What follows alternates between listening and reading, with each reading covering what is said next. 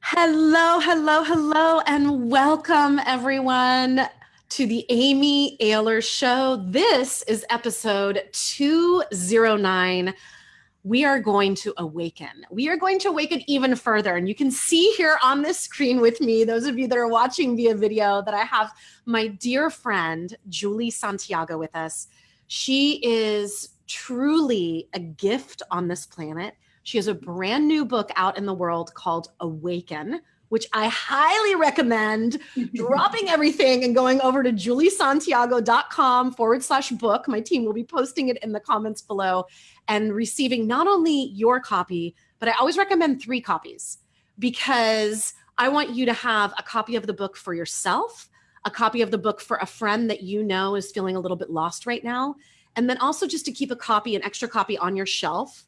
And then when you're having friends over, or maybe you have a little women's circle that comes over to your house, or a mom circle or what have you, and someone's sitting there in tears feeling really lost, you can say, I have the perfect gift for you. And then you can look like a rock star and hand them Awaken. So let me tell you a little bit more about Julie, and then we're going to dive into a really soulful, deep conversation. Julie is a former Wall Street trader turned inspirational coach, spiritual teacher, and really a woman who has dedicated her life to helping women release the blocks of fear and walk their true path and really come home to themselves. You can see why Julie and I are so aligned. I'll tell you, Julie and I met about 6 years ago when she had just left her Wall Street job, and she enrolled in a program that I was co-leading with my dear friend, Christina Rilo, called the Inner Wisdom Golden Circle. And in that circle, Julie stood up with her knees knocking and said the words, I want to be an inspirational, motivational speaker. And I'll never forget, I looked her straight in the eyes and said, you already are an inspirational, motivational teacher and speaker and catalyst and coach and woman, because that is truly who Julie is to her core. We've now gone through many iterations of being dear friends, mastermind buddies, colleagues, women who support each other on a deep level. And I could not be more thrilled to have her here on the Amy Ahlers Show.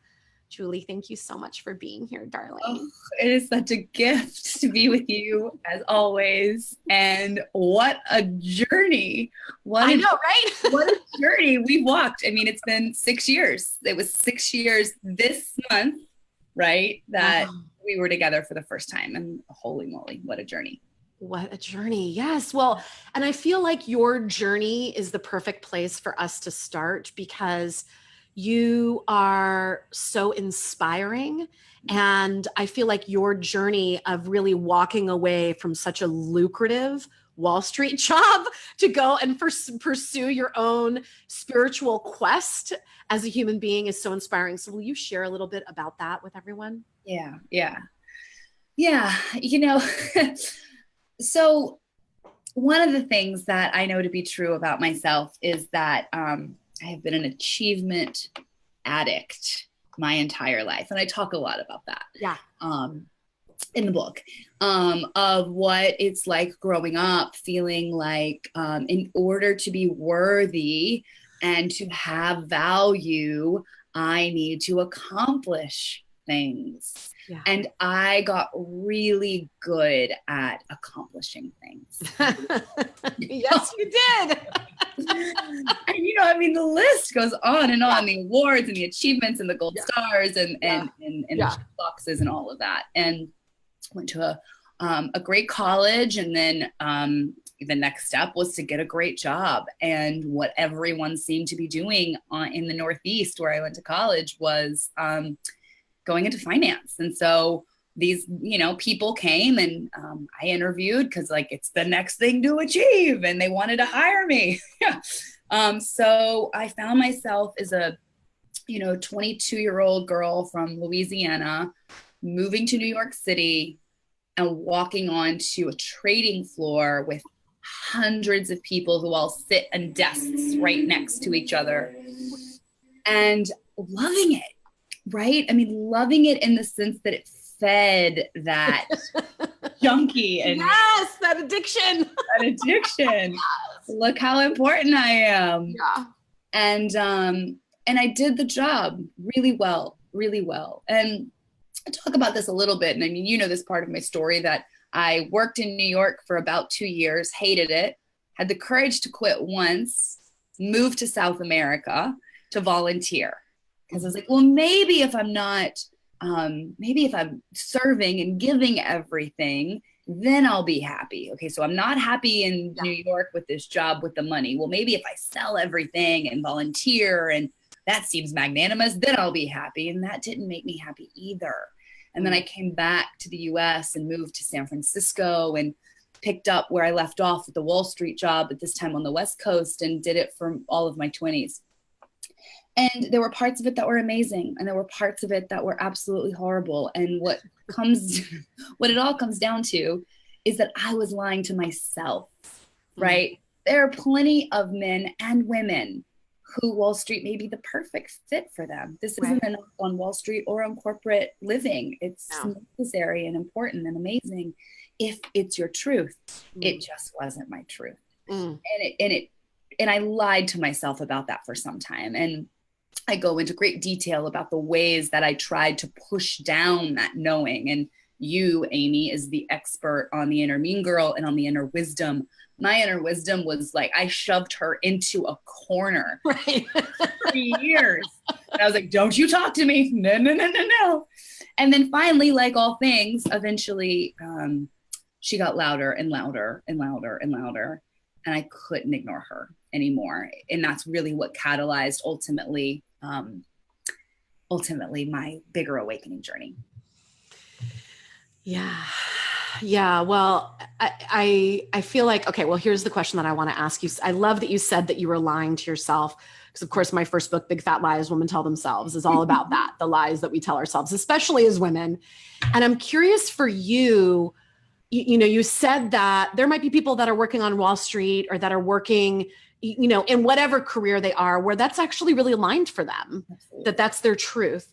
What are the signs that for you, and I know you've worked with countless women since then, women in particular, and I know men as well, where like, what were the signs for you that you were off track, like out of alignment with your truth? Yeah, great question. So I think there's two primarily, both that happen for me and that I've seen in the women that I work with. One's physical, one's actually I could probably say there's three: physical, emotional, and spiritual. Okay. So great. So let's start with physical first. I believe, and this is what I've seen, this has happened to me and most all of my clients, is that for women particularly, and especially strong-willed women, sometimes we have to have our backs against the wall with our hair on fire for us to do anything about changing our lives. Yeah. Because we have a really high tolerance for just getting shit done and pushing through. Right.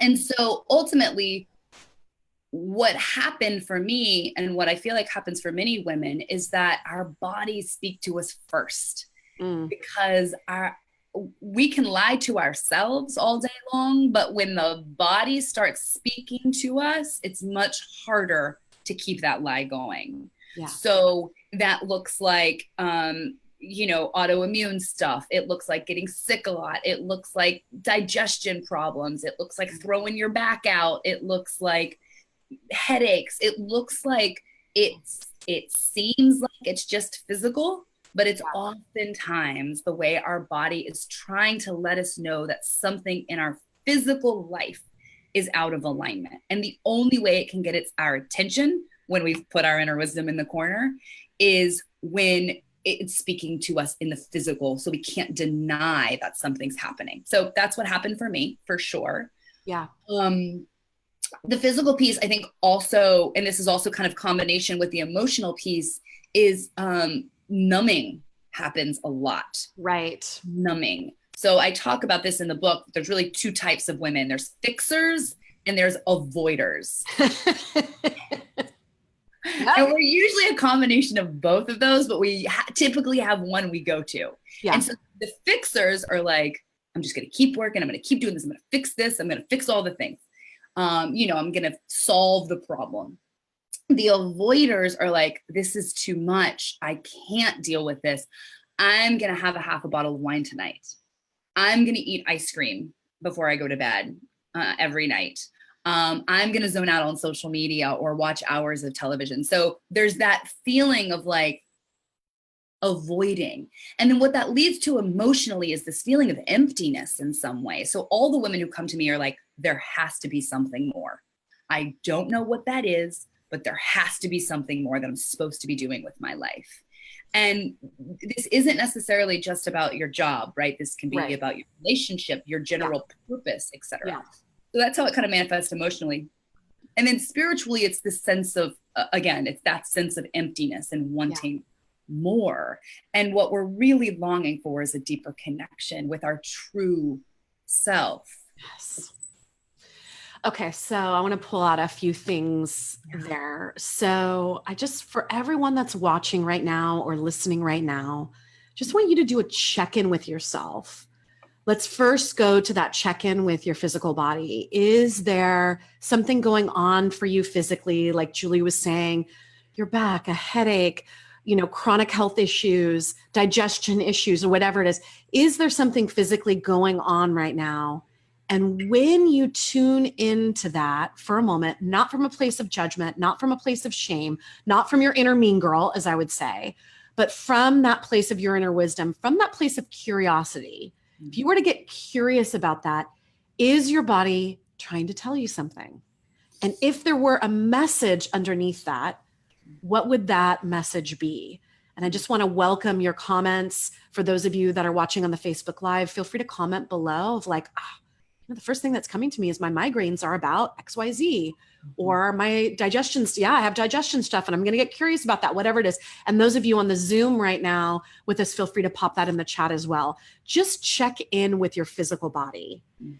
And then the second thing I want you to do is I want you to check in with yourself emotionally. You said something so brilliant, Julie, that there are the fixers and there are the avoiders. And I'm curious, which one are you? Out yourself right now. Are you the fixer or are you the avoider? And I know for me, I'm totally the avoider. I love my crazy television. I love, I've been known to drink a bottle of wine on occasion, right? Like, I know the right, like, and for some women that shows up as overspending, whatever it is.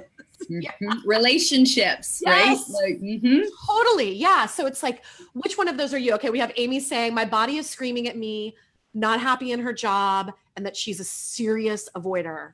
DR says a bit of both, fixer while drinking wine. I feel that was me. That was me, DR. Yeah. Kimberly says completely avoider. Yeah. And I'm going to just pop over to the Facebook page here and see what we got going on there. But I just think this is so important for people to really take a look at that and to be able to because I just think that is so brilliant. And then finally, it's like, what are the, spiritually, do you feel that sensation of there's got to be something more than this? Yeah. And it has me, gosh, Julie, this just flashed through my mind as I was saying that. Do you remember in that movie, As Good as It Gets, that there was that moment when Jack Nicholson said, what if this is as good as it gets? Oh. And it was like, I just got chills thinking of that and that longing, that feeling of, wow, what if this is as good as it gets? What if this is it? And then really having to reckon with that spiritually for ourselves. And then instead of expecting all the external things in our world to need to change in order to feed us, it's about awakening, which is exactly what your book is about. Yeah. Oh, that is so.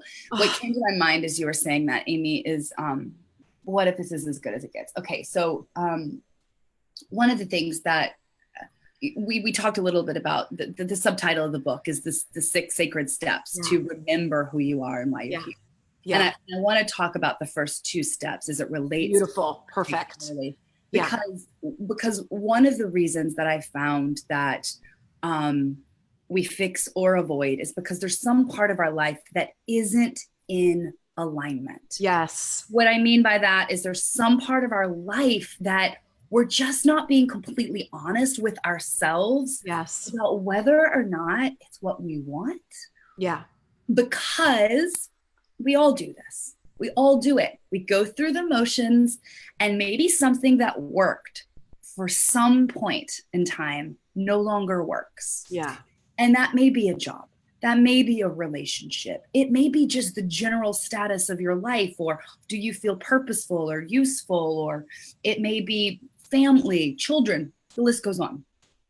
But what often happens is we're so afraid that if we admit this is out of alignment, that we're going to have to do something about it. Right. Right?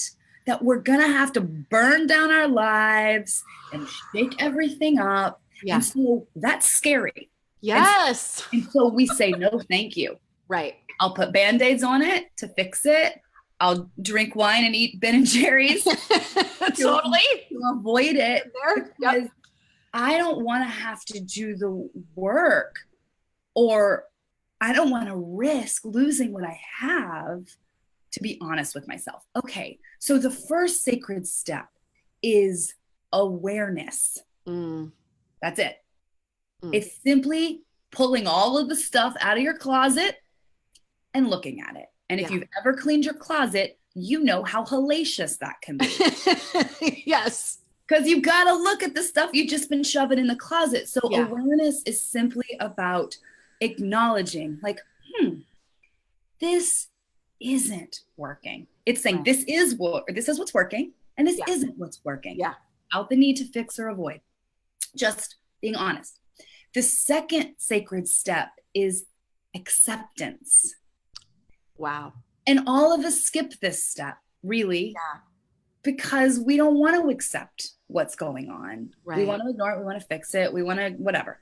So it's accepting it. It's saying, okay, this is where I am. This is who I am. And it's okay. And how can I just be loving and accept where I am in life and what's working and what's not working? Because paradoxically, the only way to change our lives is to accept where we are right now. And that's the part about as good as it gets. Yeah. It's the starting point for change is acceptance.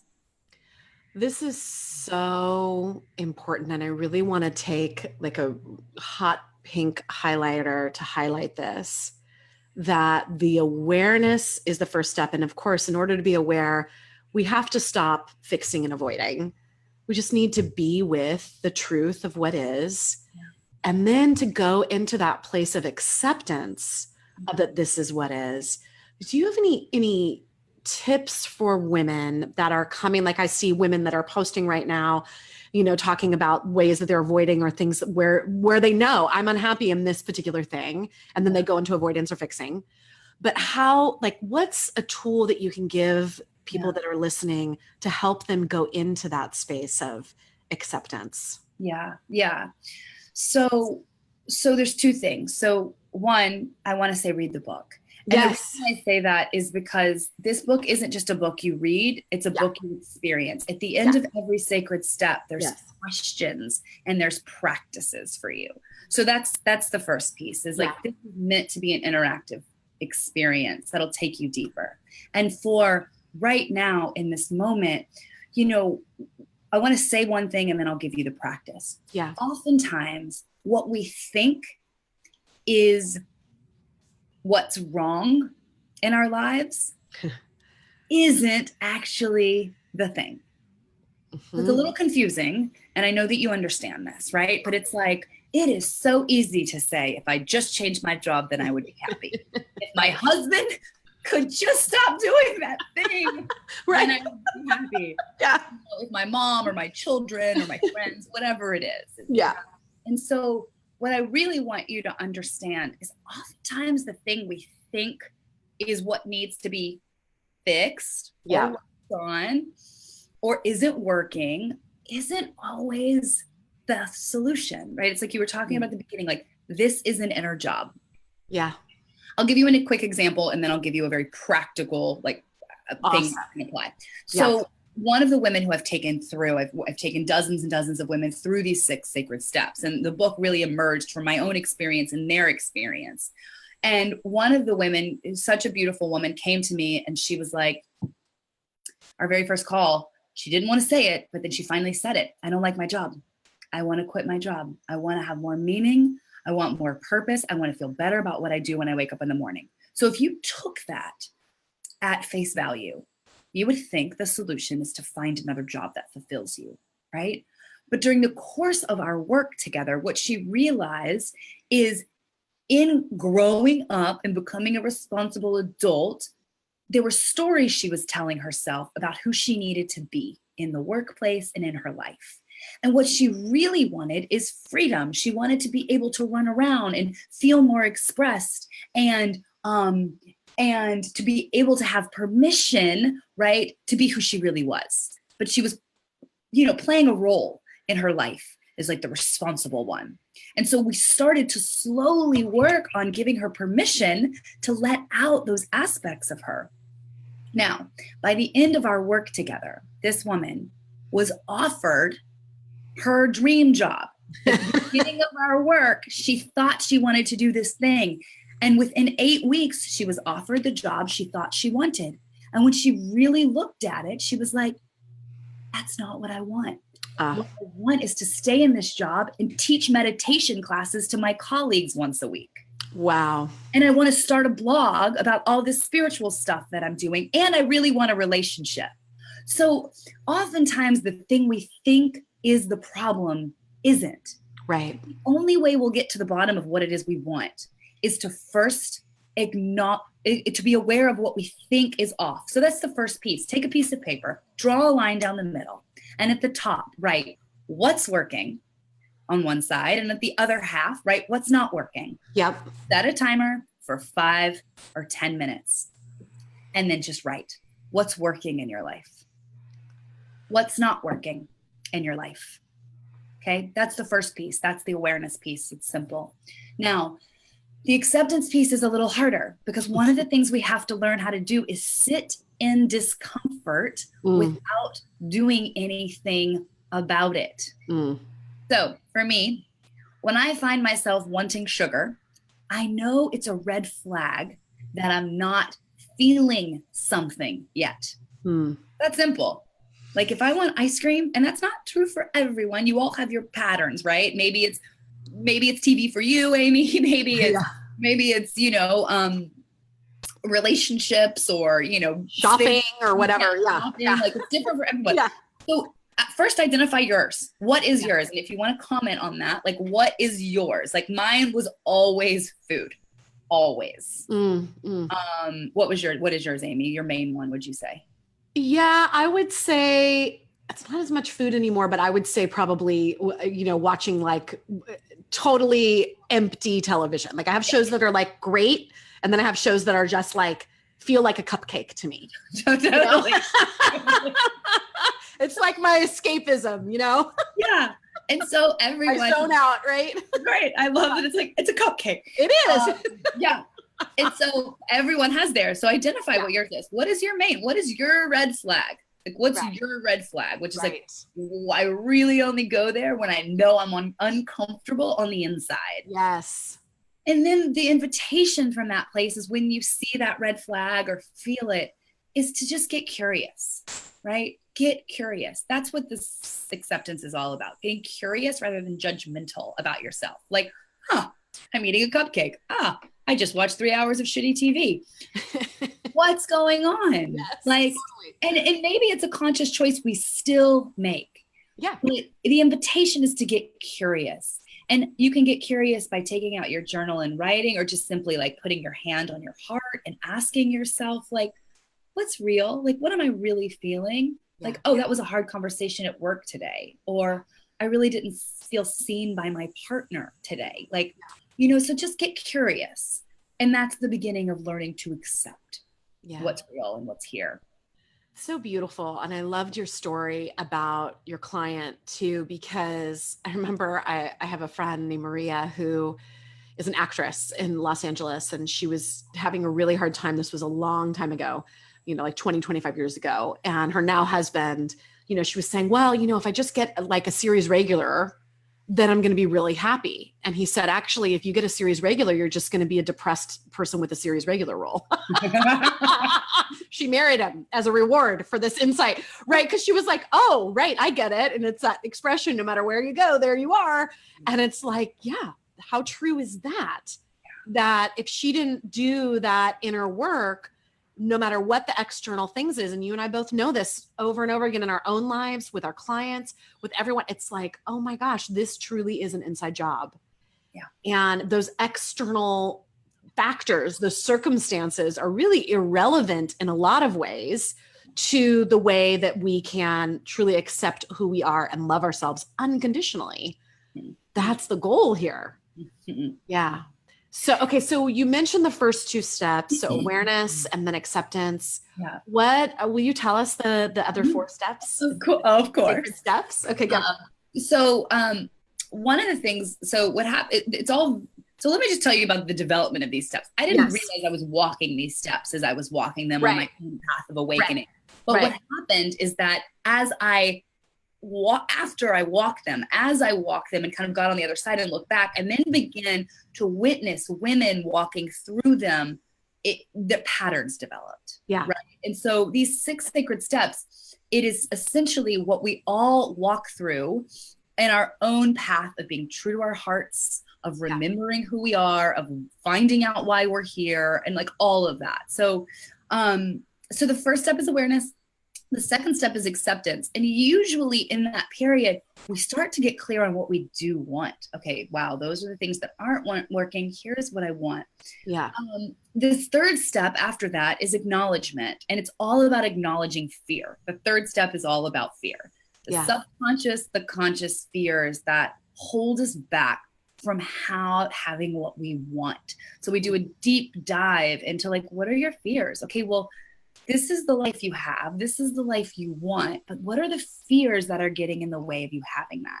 Yeah. Because the truth is that if we don't have what we desire, right, it usually means fear is acting like a rubber band. Right. Yeah. Yeah. And 85% of our thoughts are unconscious, happen in the subconscious, right? And they've done studies that have shown that 75% of those subconscious thoughts are negative. Right. Right. So third step is working on that fear, working with that fear, moving through that fear. The fourth step is kind of a turning point on the journey. We get to a point of appreciation of like, whoa, this is why everything has happened in my life to get me here. All the good, all the bad, all the heartache, right? We work through the fears and we start to see hope. And then in order to move forward, we have to honor where we've been. And so much about the fourth step is about appreciation for our path and everything and everyone that has led us to this point where we get to do it differently. Yeah. The fifth sacred step is action. At this point, notice, not step 1, 2, 3, or 4. Right. 5, we're ready for action. Yeah. And we usually want to push action to the beginning. We become aware of something and then we want to take action. But there's so many steps in between that are there for us to learn and grow. And so we start planting seeds. And we talk a lot about the difference between inspired action and forced action. Yes. And the masculine way of acting and the feminine way of acting. So, we really explore what it means to take aligned action based on the divine directives we receive. Okay. And then the last one, which is the best and the hardest, and usually the one that we're in the longest, is allowing, learning to allow life. We get clear on what we want, on why we want it. We take action and then we let go. And we really learn to develop this kind of relationship with life. And I say life with a capital L. For some people, that's spirit, God, the universe, the divine. Like for me, it's life. We learn to develop this relationship and trust that life is doing for us what we can't always do for ourselves. And we learn how to trust that and let go of control so that life can bring us what we want or better than what we want. So those are the 6 steps. I love that. And I just want to encourage you, if you have a question for Julie, you can go ahead and put it in the comments, or those of you that are on Zoom in the chat. I would love to hear your questions. We can bring a few questions in here before we wrap. Okay, so I have a question. This is kind of a juicy question for you. Okay. A little bit provocative of a question, maybe I'll say. Okay.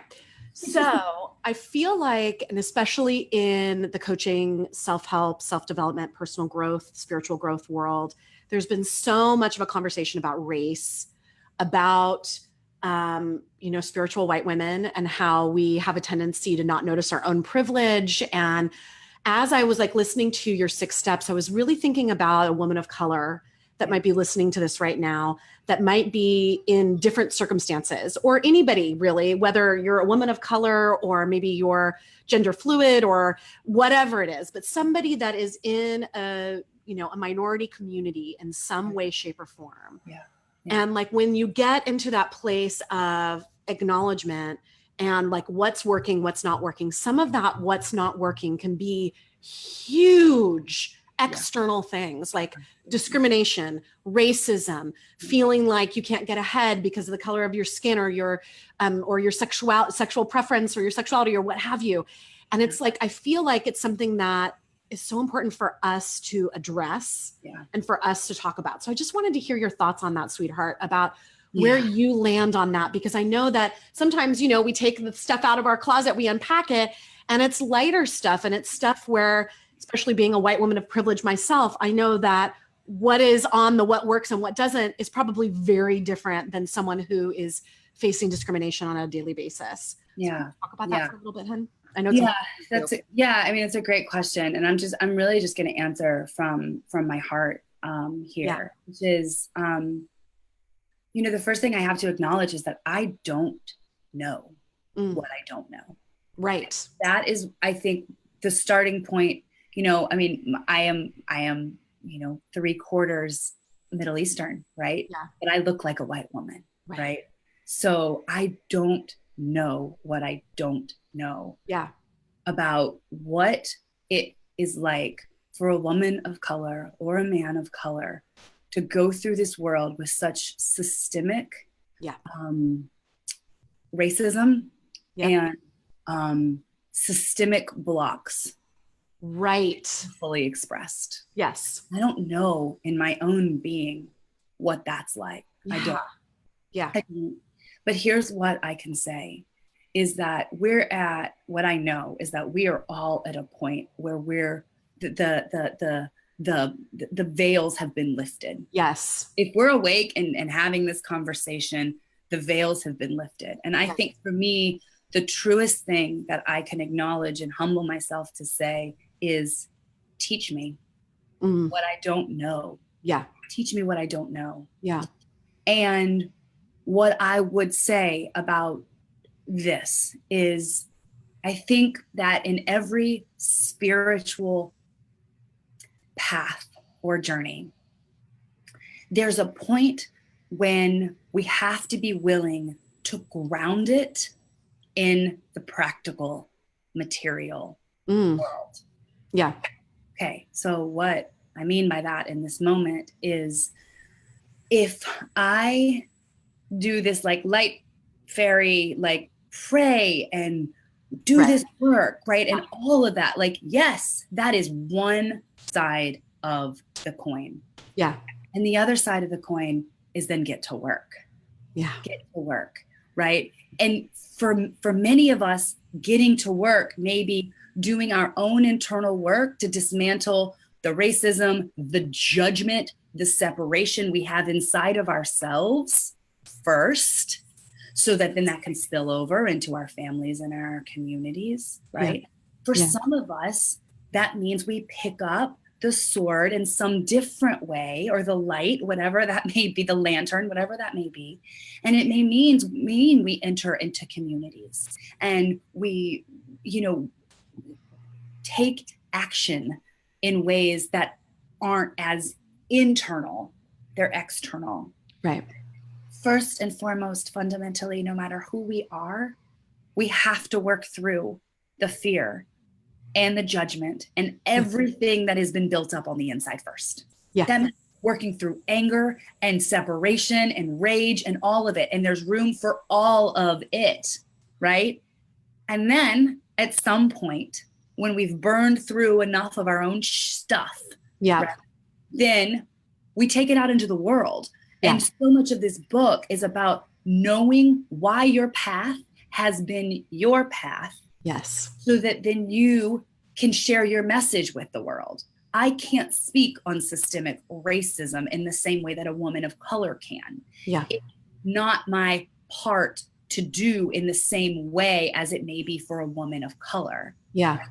So knowing that each of us has a path and a message and medicine, and the only way we can do that in a way that is really in alignment with our hearts and our souls and our truth is starting on the inner plane first, and then getting to work on the systems and everything else from the outside. But I still believe no matter what, it is an inner job. Yeah. Well, and I love that. Thank you so much. Yeah. And, I feel like there is just there's so many important conversations right now. And I know for me, I've been, doing so much to educate myself as much as I can. And I feel like I'm still, in grade school around this topic. Yeah. And I think that what I love about your 6 sacred steps is it's not about spiritually bypassing. No, it's not about, we're just going to go into love and light and thoughts and prayers and and just ignore what's going on in the outside world and not make any difference. It's actually not that at all. The first step is acknowledgement. It's about like your process and who you be in the world, Julie, quote unquote, right?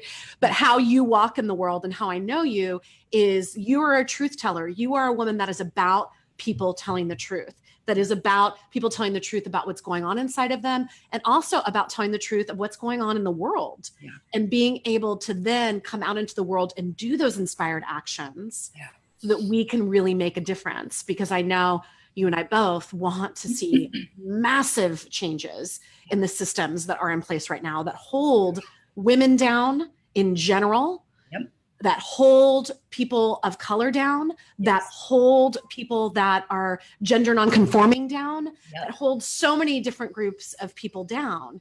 And so, I always say that I feel like the biggest thing holding women back is self-bullying.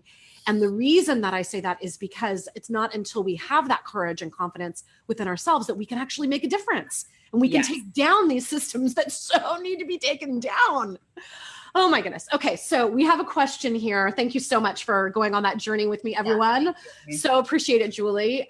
Okay. So Christine says, okay, what if all the nice, empathetic people do their inner stuff, work through their fears, but psychopathic people just don't give a shit?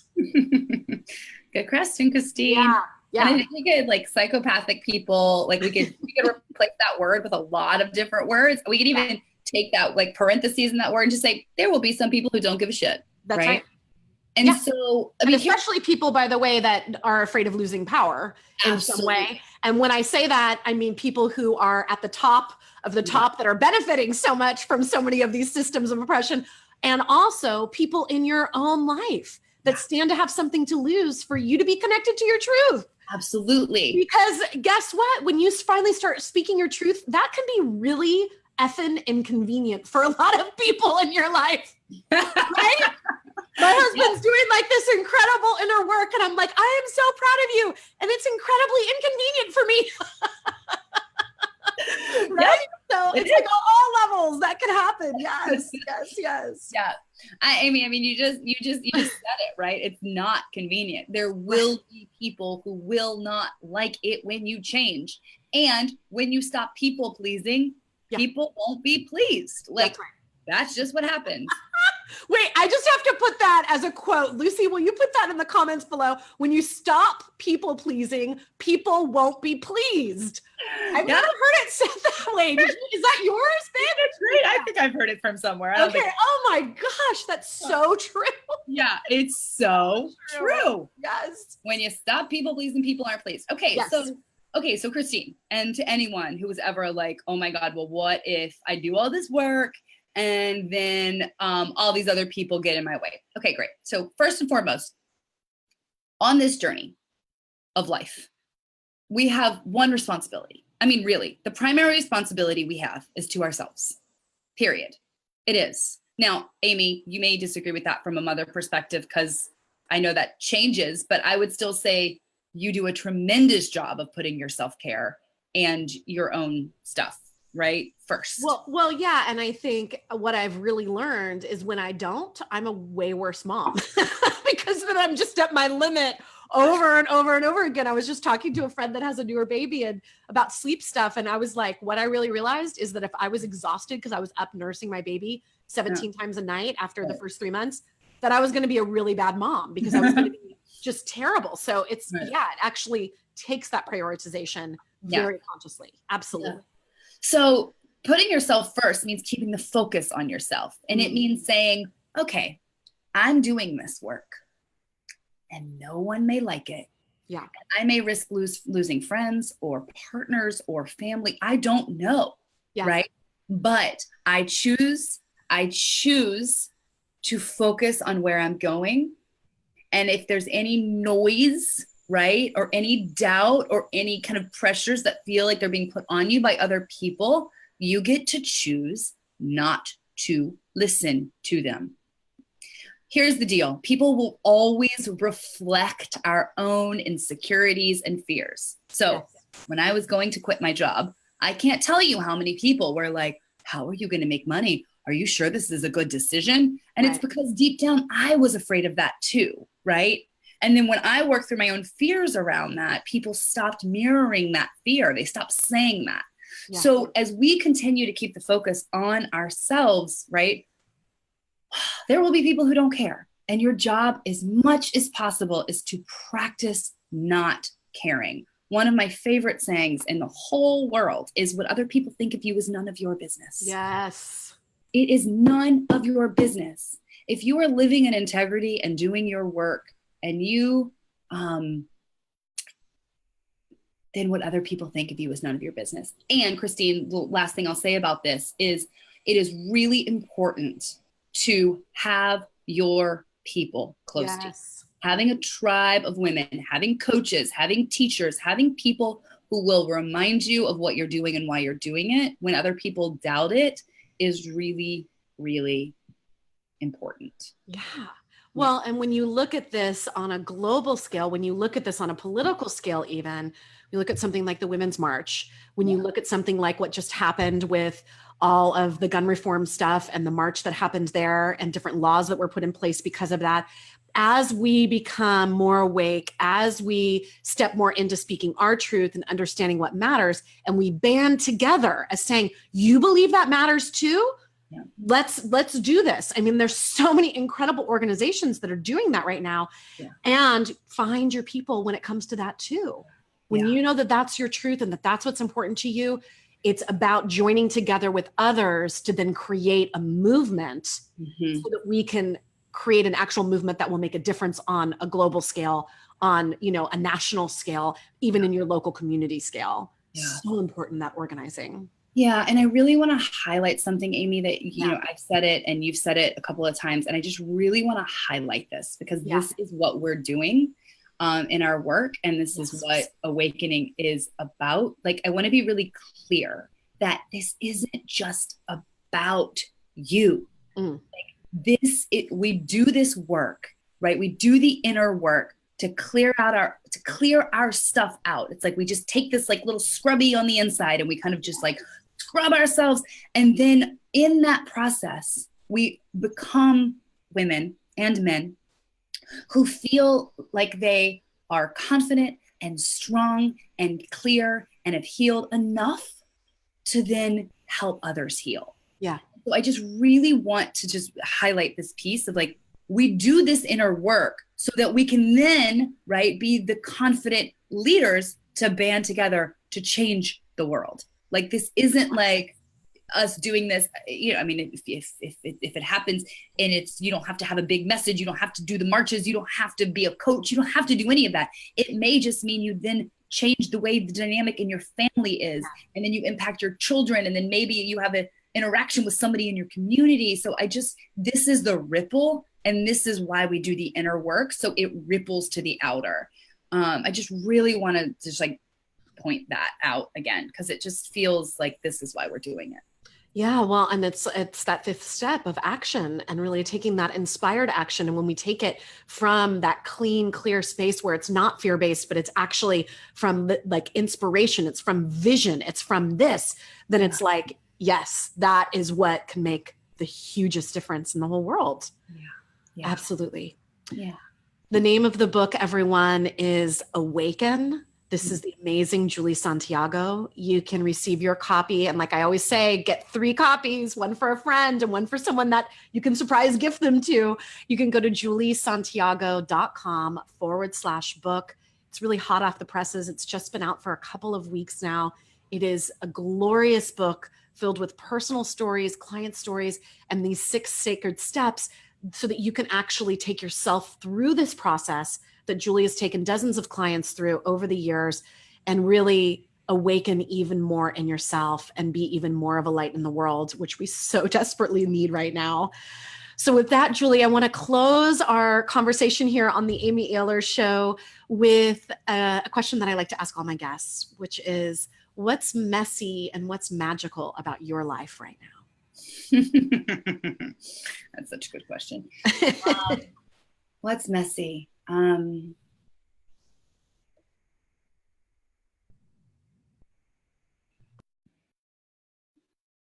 It's interesting that my physical space is messy. We just moved into this house 6 months ago, and I haven't fully grounded here. So my physical space feels messy. I haven't landed in this place yet. And so what feels messy is physical space. What also feels a little messy is what's next.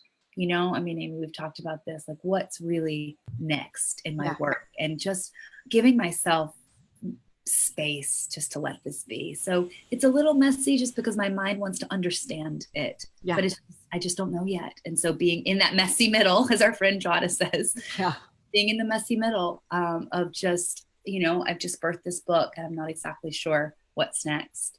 And then what's magical? Or when it's magical. My relationship with my husband feels really magical right now. It feels really, we've done a lot of work. And it feels like a really, really big gift. I think friendships feel very magical too. It's really the relationships in my life that feel magic. And that's such a result of the inner work, that I feel really worthy to receive love and to be in relationships with people like you, Amy, who are just so loving. So magical relationships are very real right now. Awesome. Thank you so much, Julie. Thank you, Amy. Thank you so much, Julie. Thank you so much for tuning in, whether live with us on Facebook or on Zoom, or listening to this recording later or on iTunes. A deep bow of gratitude for tuning in to the Amy Ahlers Show. You can find us at amyahlers.com, and also on iTunes. You can search for Amy Ahlers Show. And if you've enjoyed this episode, check out all the episodes. There's over 100 episodes here in the archives. And as always, the biggest compliment you can give me is to subscribe, rate, and review on iTunes so that more and more women who are ready to release self-bullying and really wake up to their inner wisdom can find the Amy Ahlers Show. I am so honored that you're here with me week after week, month after month, and I'm sending you off with so much love. Thank you. Much love, everyone. Bye.